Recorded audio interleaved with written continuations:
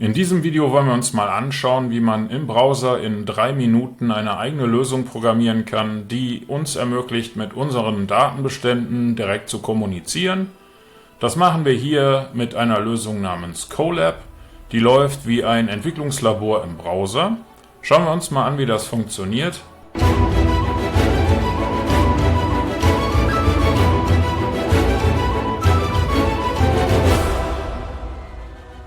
Dazu klicke ich hier auf Laufzeit aller ausführen und dann wird hier eine Installation gestartet.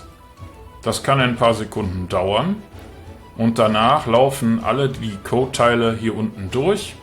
Ganz am Schluss unserer Lösung haben wir hier eine While-Schleife, bei der können wir solche Dinge tun wie Daten hochladen, wir können Daten löschen, wir können uns anschauen, was wir hochgeladen haben, ein Backup durchführen und wir können auch das Programm beenden. Und natürlich können wir auch Fragen stellen. Es geht ja darum, dass man eigene Daten nutzen kann, um hier Fragen zu stellen. Unsere Lösung hat jetzt hier einen Upload-Ordner erstellt.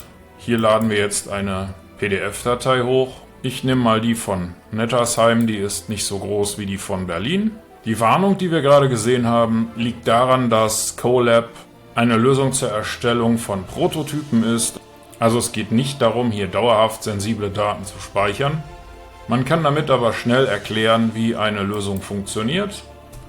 Ich stelle jetzt mal die Frage, welche Ortschaften gibt es? Und bekomme jetzt hier eine sehr allgemeine Antwort, denn meine Daten sind nur im Ordner, aber noch nicht hochgeladen. Jetzt gebe ich hier mal Upload ein und wir sehen, dass jetzt hier Daten in der Datenbank eingefügt werden. Wir nutzen eine Chroma-Datenbank.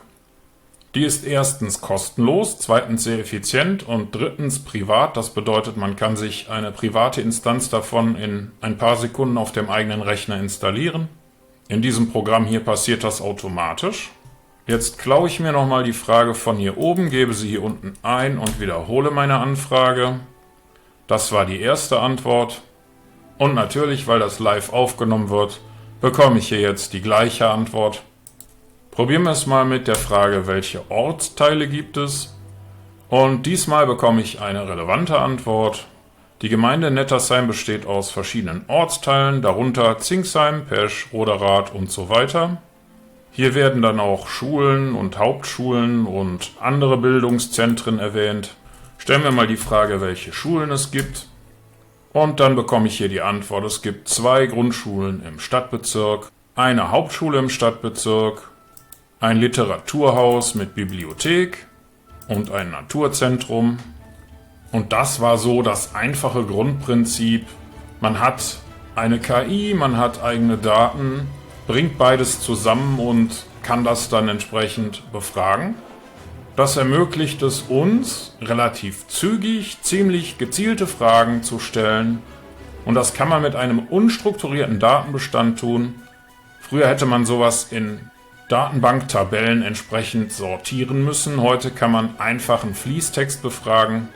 Und in diesem Video haben Sie gelernt, wie Sie sowas innerhalb von 5 Minuten in Ihrem Browser programmieren können. Ich sage vielen Dank fürs Zuschauen und wir sehen uns dann im nächsten Video.